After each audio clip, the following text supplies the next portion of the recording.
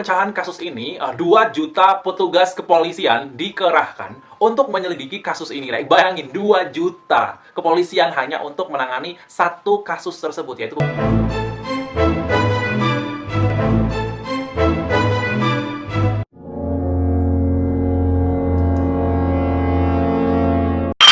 jumpa lagi bareng aku Alan Coy yang akan bawakan kisah-kisah misteri. Kisah misteri apa yang akan dibawakan kali ini? Penasaran? Langsung like. Oke, arek, selamat hari Kamis. Kalau Kamis biasanya kalian ketemu nih dengan channel Alan Coy yang akan membahas tentang catatan misteri. Yang suka dengan kriminal, yang suka dengan kisah-kisah creepy, serem, hantu, klinik, ini adalah channel yang cocok buat kalian. Jadi setiap hari Kamis jam 5 sore ini aku usahain untuk nampilin sesuatu yang pastinya akan menghibur kalian tentang kisah-kisah misteri ini. Oke, jadi pastikan yang belum subscribe, yang baru pertama kali datang nih, buat subscribe dulu dengan cara klik tombol merah yang ada di bawah itu, dan juga jangan lupa untuk like ya. Like aja kalau kalian udah subscribe, itu sebagai tanda kalau kalian mengapresiasi dan mendukung aku terus berkarya di YouTube ini. Thank you banget buat kalian semua yang selalu mendukung, dan juga kali ini nih spesial banget buat area-area semua yang mungkin pecinta K-pop, tapi nggak bahas tentang K-popnya sih, tapi ini bahas tentang negaranya. Jadi di negara Korea Selatan ini ada satu kisah yang menurutku tuh pengen aku bahas banget nih ya. Jadi kisahnya seperti apa? Udah penasaran banget? Langsung wae.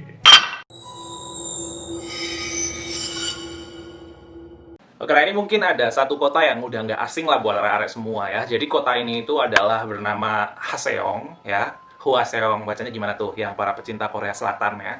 Jadi kalau misalnya kita nyebutin Haseong ini mungkin udah kayak nggak asing lagi nih, pasti ada kaitannya dengan Korea Selatan gitu kan. Ya memang ini adalah salah satu kota yang jaraknya itu sekitar 42 km dari Seoul, ibu kota Korea Selatan. Nah jadi kota ini itu sampai menginspirasi ada 5 film. Jadi film pertama itu berjudul Sinyal tahun 2016, filmnya judul Tunnel tahun 2017, Gapdong 2014, Criminal Minds 2017, dan juga film Memories of Murder tahun 2003. Gila, 5 film terinspirasi dari satu kota ini. Jadi cerita ini tuh memang berkaitan dengan pembunuhan berantai yang terjadi di kota tersebut, ya. Tapi kalian tahu nggak, ya, bahwa hal itu nggak semata kebetulan gitu loh, tapi memang benar-benar menjadi kisah nyata yang terjadi di provinsi Gyeonggi, Korea Selatan itu. Nah, jadi ya, sejak tahun 1986 hingga 1991, kasus ini itu benar-benar meresahkan banget warga Korea Selatan gitu ya. Karena akibat dari kasus ini itu banyak kematian korban-korban perempuan yang berusia 13 tahun hingga 71 tahun. Nah, dari tindakan pembunuhan yang dilakukan dalam rentang waktu 5 tahun itu ternyata perlu waktu 33 tahun lamanya bagi pihak kepolisian untuk mengungkap kasus ini. Nah, baru pada akhir September 2019, kepolisian daerah Gyeonggi itu berhasil mengungkapnya, ya. Memang Korea Selatan ini ada batasan waktu gitu loh ya, bahwa kalau misalnya ada kasus pembunuhan itu batas waktunya cuma 15 tahun. Jadi bisa dianggap kayak kadaluarsa kalau misalnya itu kalian kasus tersebut tuh udah lebih dari 15 tahun gitu. Sehingga kalau misalnya pelaku ditemukan pun, ini berarti sudah tidak bisa diperkarakan lagi atas hukuman yang dilakukannya gitu. Jadi kalau misalnya udah 15 tahun lebih itu bakalan bebas gitu, dan di Indonesia pun sama. Nah, kali ini aku akan membahas mengenai kronologis rentetan korban dari tahun ke tahun yang menurut aku tuh gila banget ya. Dia hampir kayak per tahun itu melakukan aksi pembunuhan gitu loh. Nah, ini ada di tahun 1986, ya. Di tanggal 15 September, seorang nenek berumur 71 tahun dilaporkan hilang dan baru ditemukan 5 hari kemudian dalam keadaan tewas. Nah, korban itu ditemukan tanpa pakaian bawah, tapi tidak terdapat tanda-tanda pemerkosaan, ya. Jadi, polisi menyebut korban tewas karena memang dia itu dicekik dengan motif perampokan. Karena memang korban juga kehilangan sejumlah uang miliknya, gitu. Selanjutnya, pada 20 Oktober, perempuan berusia 25 tahun itu ditemukan tewas dalam kondisi yang mengenaskan. Ditemukan bekas luka sayatan di tubuh korban serta adanya tanda pemerkosaan. Korban tewas karena dicekik menggunakan stocking miliknya sendiri. Itu di bulan Oktober, ya. Dan kemudian di bulan Desembernya, pembunuhan ini merenggut 2 korban yang berselang hanya dalam waktu 2 hari saja, ya. Pada 12 Desember, wanita berusia 25 tahun dilaporkan hilang dan ditemukan tewas tak jauh dari tempat tinggalnya. Dan baru diketemukan itu sekitar 4 bulan kemudian. Wanita ini ditemukan tanpa pakaian bawah dengan mulut yang disekap dengan pakaian dalam. Kemudian pada 14 Desember kembali dilaporkan kasus pembunuhan wanita berusia 21 tahun. Korban baru ditemukan sekitar 1 minggu kemudian dalam kondisi tewas dengan tangan terikat ke belakang. Lagi-lagi memang pelaku menggunakan pakaian dalam untuk menyekap korban. Ditemukan tanda-tanda pemerkosaan, pelaku diduga menggunakan payung untuk merusak area kelamin korban. Bahwa di tahun yang sama dia udah membunuh beberapa kali korban. Kemudian di tahun 1987, Raya. Pada 10 Januari, seorang siswi berusia 18 tahun ditemukan tewas dengan kondisi terikat pakaian dalam miliknya. Pelaku pembunuhan meletakkan korban dalam tumpukan jerami gitu, Raya. Dalam kasus ini, polisi berhasil mengidentifikasi pelakunya bergolongan darah B. Polisi kemudian kayak menduga bahwa kasus ini merupakan kasus pembunuhan berantai, kayaknya gitu kan. Namun kurangnya bukti masih menghambat proses penyelidikan polisi waktu itu. Nggak lama lagi nih ya, di tahun yang sama yaitu 87, berselang 4 bulan kemudian, 2 Mei kembali ditemukan wanita berumur 29 tahun tewas dengan kondisi setengah telanjang. Korban ditemukan 1 minggu kemudian usai dilaporkan hilang oleh suaminya. Pada tubuh korban juga ditemukan sperma yang membuat polisi memperluas area investigasinya. Itu di tahun 1987. Usai 14 bulan lamanya tak ada kasus pembunuhan sama sekali, namun di tanggal 7 September kembali dilaporkan penemuan seorang ibu berusia 54 tahun yang wafat berlumuran darah dengan mulut yang disekap dengan pakaian dalam. Jadi motifnya itu hampir sama. Apa yang dikenakan korban itu dijadikan alat untuk membunuh si korban itu. Nah, ini di tahun 1990. 1 tahun kemudian, pada 15 November, seorang siswi 14 tahun ditemukan tewas dengan tanda-tanda pemerkosaan, Raya. Dan ada bekas kayak sayatan silet begitu di dalam tubuh korban gitu. Ia ditemukan dengan kondisi tangan terikat stocking miliknya dan mulut yang dijejali dengan bra dari si korban. Nah, itu di tahun 1990. Masih ada lagi, di tahun 1991, Rek ya. Pada April, tepatnya tanggal 3, nenek berusia 69 tahun, kembali ditemukan tewas dengan luka cekik, ya. Polisi juga kayak menemukan sperma gitu di tubuh korban ketika dilakukan investigasi, gitu kan. Juga ditemukan bahwa pelaku ini kayaknya bergolongan darah B. Kasus ini menjadi babak terakhir pembunuhan berantai yang ada di Haseong. Jadi, kita kalau bisa melihat nih ya, ini panjang banget daftarnya karena pertama dari tahun 86 nih pembunuhannya sampai tahun 1991, ya kan? Nah, jadi akhirnya kita penasaran dong sebenarnya apakah kepolisian dari Korea Selatan nggak mampu untuk bisa mencari atau menginvestigasi secara mendalam terkait dengan siapa sebenarnya pelaku dari pembunuhan berantai terhadap korban-korban si wanita ini gitu kan? Nah, kemudian ini adalah proses pencarian pelakunya. Dalam pemecahan kasus ini, 2 juta petugas kepolisian dikerahkan untuk menyelidiki kasus ini. Bayangin, 2 juta kepolisian hanya untuk menangani satu kasus tersebut, yaitu pembunuhan berantai yang terjadi dari tahun ke tahun gitu kan. Nah, ini menjadikan pengerahan pasukan terbesar untuk menangani satu kasus yang ada di Korea Selatan. Bayangin, 2 juta untuk menangani kasus itu. Andaikan aja kalau misalnya di Indonesia ya, yang kasusnya Yodi yang kemarin aku udah ceritain, dan juga kasusnya Aksaina Ahadori, kalau misalnya dikerahkan bener-bener nih polisinya, siapa tahu mungkin ketemu juga pembunuhnya gitu kan ya. Nah, kepolisian menyelidiki sekitar 21.000 orang ya, 21.000 orang tuh orang semua, dan memeriksa sidik jari mereka. Dari 20.000 orang itu memang hasilnya itu nggak ada sama sekali yang cocok gitu sesuai dengan apa yang terletak di korban tersebut gitu, bekas-bekasnya gitu kan ya. Jadi bayangin deh, udah 20.000 orang, apa kalian nggak pusing gitu ya ngurusin 20.000 orang tersebut dan dicek sidik jarinya satu-satu dan tidak ada satupun yang di dalamnya itu adalah tersangka gitu. Nah, permasalahan utama polisi kala itu tuh apa sih? Apa sih yang membuat mereka kok kayaknya lamban banget dari tahun ke tahun, kok nggak sampai ketemu, nggak bisa ketemu dengan cepat gitu kan ya. Jadi emang permasalahan utama yang ada di sana itu adalah belum canggihnya sistem pemeriksaan DNA saat itu. Jadi sekarang tuh kan udah ada sistem DNA, jadi bisa tahu siapa yang menjadi pembunuh dari pelaku pembunuhan tersebut gitu kan. Jadi akan ketahuan gitu kan. Hingga pada September 2019, kepolisian Korea Selatan mengumumkan bahwa mereka telah memiliki bukti kuat dengan teknik forensik terbaru, yaitu menggunakan sampel DNA. Meskipun itu adalah kejahatan lama gitu, jadi mereka tuh sudah punya alatnya gitu kan. Wah, ini dulu udah disimpan kan DNA-nya gitu, sidik jarinya seperti apa disimpan, dan kemudian ketika diusut kembali tuh masih bisa gitu dengan sistem yang lebih canggih untuk mengidentifikasi. Dan petugas berhasil mengidentifikasi ya, bernama Lee Chun Jae, yaitu orang yang berusia 56 tahun sebagai tersangka untuk setidaknya 3 pembunuhan dalam kasus Haseong.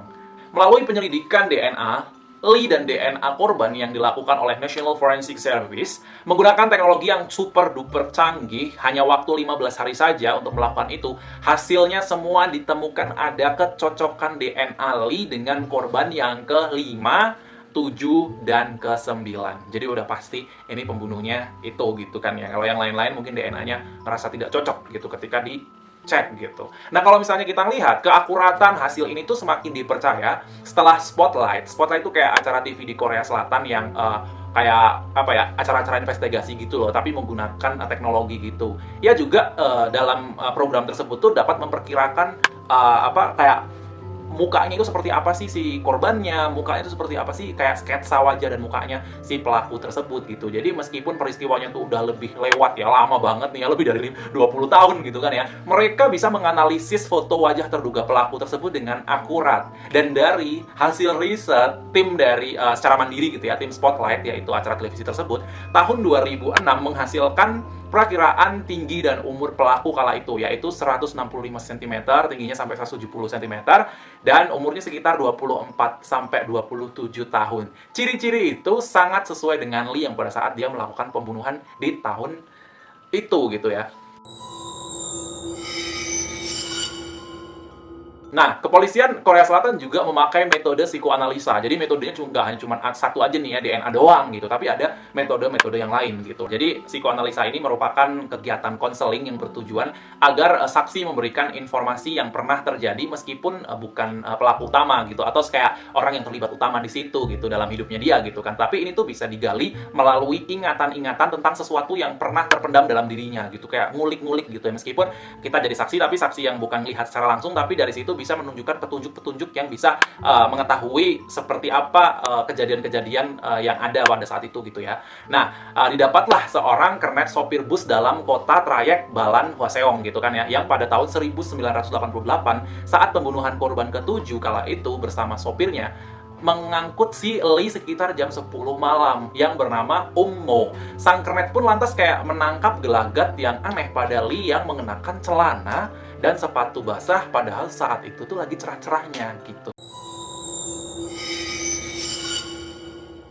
Nah, kemudian DNA yang tadi cocok tuh kan 3 ya, korban kan 3 korban itu. Lantas apa kaitannya dengan korban lain gitu kan? Adakah sebenarnya keterkaitan gitu kan selama rentang waktu tahun 1986 sampai 1991? Apa sebenarnya keterkaitan tersebut gitu kan ya? Setelah bukti dan juga keterangan didapatkan oleh polisi, kemudian polisi segera mendesak Lee untuk mengakui perbuatannya kan ya. Ya memang dia pembunuhnya karena DNA itu nggak bisa dikelak lagi gitu, dia nggak bisa ngelak gitu kan ya. Ya emang bener aja gitu, bahwa ia pun mengaku telah membunuh bukan hanya 9 tetapi 14 korban. Jadi yang 3 itu yang cocok kebetulan memang lagi pas banget gitu. Yang ternyata dia bunuh itu adalah 14 korban, yaitu perempuan semuanya gitu lah ya. Selain adik iparnya, ada 4 korban lain yang belum ketahuan identitasnya. Nah, kesaksian ini disampaikan kepada pihak kepolisian pada 1 Oktober 2019. Gila nggak tuh? Kasusnya dia pembunuhan dari tahun 86 baru tahun 2019 ketangkep gitu kan ya.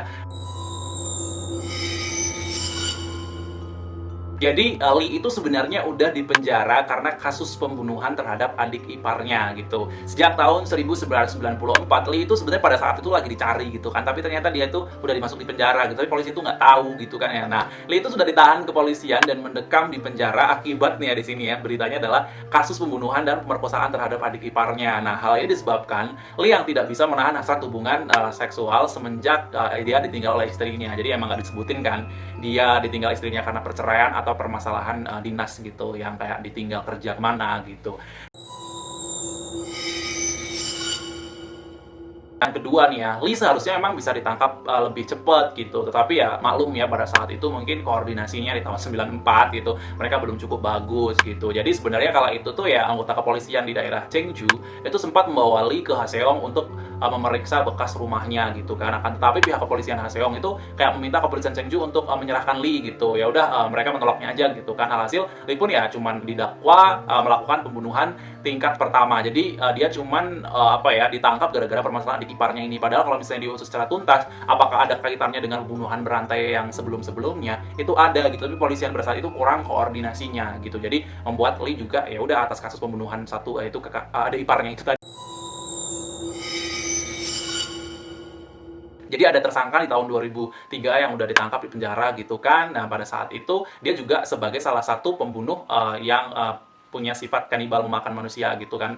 Nah, namanya itu Yong Yung Chul gitu. Yong Yung Chul ini dia itu memang menjadi salah satu pelengkap ya kasus-kasus yang di daerah Haseong yang emang bikin Haseong jadi daerah yang para pencetak orang-orang kriminal ini gitu kan. Nah, diketahui melalui wawancara tersebut dengan si Yong Chul ya panggilannya gitu, ya mendapatkan pertanyaan gitu kan tentang insiden di daerah Haseong gitu. Disadari atau tidak jawabannya dia pada saat dia diinterogasi gitu, dia itu kayak memberikan petunjuk yang sebenarnya tuh cukup misterius gitu loh ya. Petunjuk ini itu memberikan penjelasan bahwa Yung Chul itu mengaitkan bahwa ada peristiwa-peristiwa yang terjadi di Haseong ini. Dia menduga bahwa pelakunya ini kayaknya sudah meninggal atau mungkin sudah berada di penjara gitu, makanya pelakunya nggak akan ketemu lagi. Dan ternyata memang benar gitu, kalau Lee itu memang sudah berada di penjara gitu. Dia udah di penjara dari tahun 1994, jadi melakukan aksinya itu Lee tahun 1986, nah tahun 94 tuh udah ketangkep. Sedangkan polisi tuh masih dari tahun itu tuh mencari terus kan sampai tahun 2019 gitu, bahwa pelakunya udah ada di penjara gitu kan. Ya itu kan gimana sih ini koordinasinya gitu kan. Gila, 2 juta loh men, 2 juta polisi loh. 2 juta polisi yang dikerahkan gitu, 20 terduga pelaku disidik jari gitu, tapi nggak ada yang masuk di dalamnya. Itu kan udah ngabisin dana yang luar biasa banyak gitu kan ya. Lee melakukan 30 usaha pemerkosaan. Jadi dari data juga didapatkan bahwa Lee juga mengaku tuh dalam interogasinya, "Hei, kamu udah pernah ngelakuin berapa kali ini kejahatan?" gitu. Dia ngaku dong, "Oh iya Pak, aku udah ngelakuin ini usaha pemerkosaan ini aku 30 kali gitu." Kayak bangga banget gitu. Ini buset banget ya, bangga gitu dia ngaku kayak gitu 30 kali.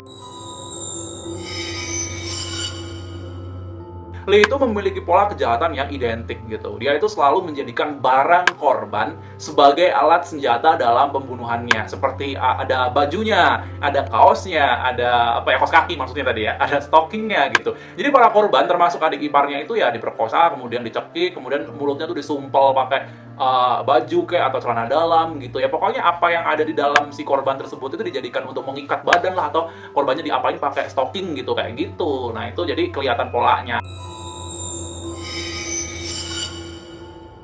Selanjutnya ini kita akan ngebahas tentang apa sih sebenarnya yang melatar belakangi si Lee ini melakukan kejahatan tersebut gitu kan. Ini udah mulai agak-agak serius nih pembahasannya Raya. Jadi mungkin kalau agak ngantuk-ngantuk nggak apa-apa. Jadi aku coba untuk analisis aja nih Raya. Nah, berkaca dari kasus yang masih fresh kemarin ya di bulan ini tentang kedok riset ex mahasiswa UNER dengan teknik membungkus yang sering kita dengar di berita nih dengan fetis kain jarik oleh Gilang yang saat ini kayaknya dia udah diringkus oleh polisi. Nanti kalau misalnya ada pembahasan tentang Gilang lagi, oke lah ya, kalau kalian mau kalian tulis aja di bawah biar aku update tentang informasi tentang Gilang itu. Nah, itu kan juga salah satu bentuk penyimpangan perilaku seksual gitu. Itu dikategorikan masih masuk dalam kelompok parafilia seperti fetishistik gitu kan, yang mana pelaku aktivitasnya memiliki rangsangan seksual dari stimulus yang tidak biasa gitu, atau bukan bagian dari seksual pada tubuh gitu kan. Nah, di sini itu ada penjelasan yang lebih mendalam ya Rek ya. Ini coba kita analisisnya lebih dalam supaya kita juga tahu informasinya. Jadi ada yang kita sebut dengan sexual sadism disorder. Mungkin berperan atas tindak pembunuhan yang dilakukan oleh Lee Chun-chi ini ya gitu. Dalam buku Diagnostic and Statistical Manual of Mental Disorder, pokoknya itulah ya bukunya, kita sebut dengan DSM-5 di edisi kelima, itu ada semacam gangguan sexual sadism yang berbicara tentang gairah perilaku seksual yang didapat gitu, maksudnya dari tindakan kayak menyakiti, kemudian menyiksa atau menghina pasangan saat berhubungan seksual. Itu adalah salah satu disorder dari buku DSM-5. Nah, selanjutnya kriteria dalam mendiagnosis dapat ditegakkan bila setidaknya 6 bulan gairah seksual itu diperoleh dari penderitaan fisik maupun psikis orang lain. Jadi kalau misalnya pasangan kita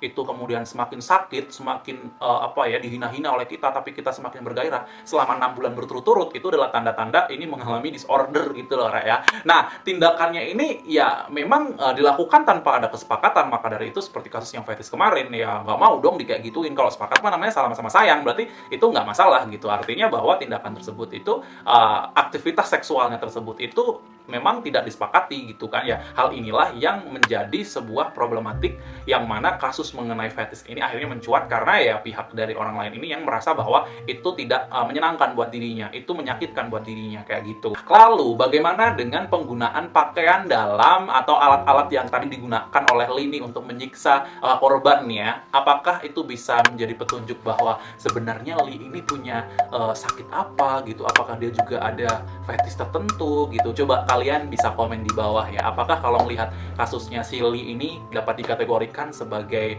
fetish atau tidak? Kalian bisa komen di bawah. Oke?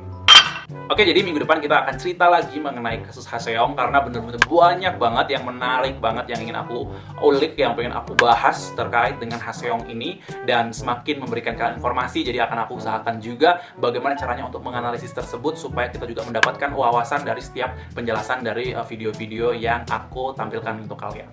Oke, terima kasih kalian yang udah nonton video ini dari awal hingga akhir. Pastikan kalian jangan lupa untuk subscribe channel ini karena dengan subscribe sama jangan dukung aku untuk terus berkarya di YouTube, dan jangan lupa untuk like ya, karena kalian udah like itu sama jangan dukung aku juga tuh ya kan, biar bisa lebih semangat lagi karena hari Kamis dan juga hari Minggu kita akan selalu bertemu di catatan trending dan juga catatan misteri. Nah, buat ada juga yang mungkin punya saran, punya kritik apa, kalian bisa komen nih. Aku kayaknya minggu depan pengen bahas ini nih Kak, aku pengen bahas ini nih Bang gitu. Coba kalian tulis di bawah. Oke, aku pasti akan coba untuk menganalisis itu supaya kita juga bisa belajar bersama. Thank you banget nih, tetap jaga kesehatan nih, lagi corona, jadi ya jangan keluar-keluar dulu lah, di rumah-rumah aja gitu kan ya. Semoga tetap sehat. Salam nih buat teman-teman dan orang tua kalian semuanya. Sampai jumpa di video aku selanjutnya. Bye-bye.